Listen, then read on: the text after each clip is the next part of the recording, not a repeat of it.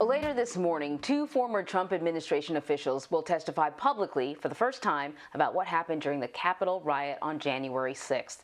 Former acting Secretary of Defense Christopher Miller and former acting Attorney General Jeffrey Rosen will face questions from lawmakers on the House Oversight Committee. So let's bring in Cassidy McDonald now. She has some reporting on the aftermath of the January 6th attack. Thanks for joining us this morning. So Attorney General Merrick Garland is also scheduled to testify before lawmakers about domestic extremism, and he's expected to speak about the department's ongoing efforts to prosecute alleged perpetrators of the January 6th attack. What are the next steps in these investigations? Well, Anne-Marie, many of these cases are in different stages. We have a huge number, approaching 500 defendants, and so it's really a rolling process as new cases come in.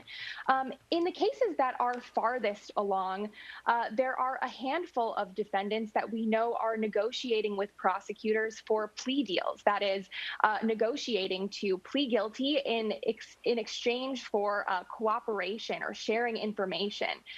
Only one defendant has so far actually entered a guilty plea. That's the case of John Schaefer. He's an oath keeper who was charged in connection with the riot. He agreed to participate and share information with prosecutors in exchange for what is likely a chance at a much lower prison sentence. Now, in the middle of the pack are other cases involved in a process known as discovery. That's where prosecutors review and share evidence with defense attorneys so that both sides can prepare for trial.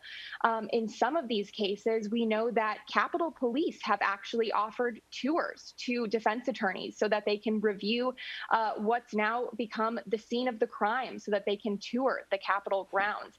And other defendants still are arguing to be released from jail before trial.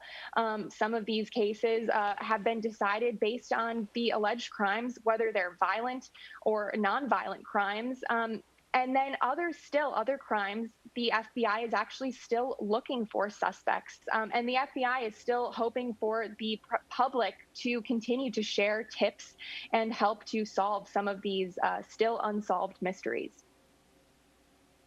So this is a massive endeavor. The Justice Department says about 440 people have already been arrested in connection with the insurrection.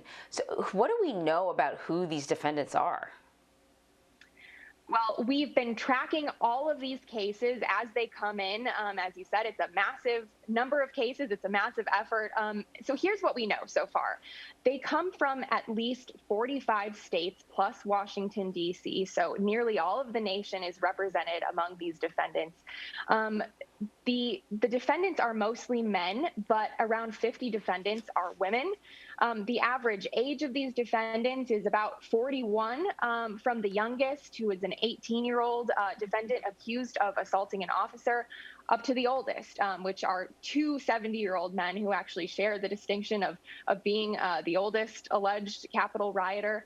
And we've been tracking the number also who authorities have connected to extremist groups. A portion of these rioters, by our count, around 57, were linked to extremist groups. Those are groups including the Proud Boys, the Oath Keepers, and the conspiracy ideology, QAnon.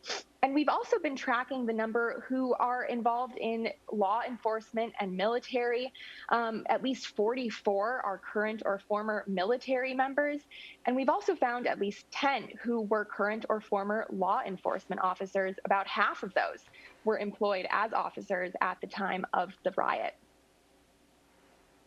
Before I let you go, I want to ask you about a particularly high-profile case with Officer Brian Sicknick. People know that he died in the day following his work at the Capitol during the insurrection. It took a really long time to find out a cause of death, but in the meantime, two men were charged in connection with assaulting him. Not necessarily his death, but with assaulting him. What's going on with that case? That's right. So these two men, here's what we know. They Julian Cater and George Tanios. They're accused of conspiring to assault Officer Sicknick, as you said. As a reminder, they're not charged in his death. Yesterday, a judge ruled that these men should not be released from jail as they await trial. In explaining his decision, the judge said that although they had received a number of character witnesses testifying to these men's reputation for nonviolence. A lot of these letters that were submitted on their behalf said that they would not hurt a fly. The judge said he simply couldn't get around the fact that they had committed an attack on uniformed officers during this riot. He referenced evidence that one of the men had bought pepper spray and bear spray. The other man had apparently used it, sprayed it at officers during a large push in this crowd to breach a police barricade.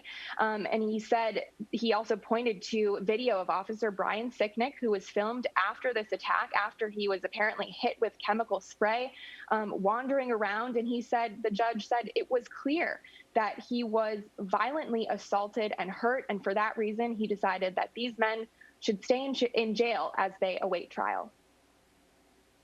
Wow. Cassidy, thank you so much. Thank you.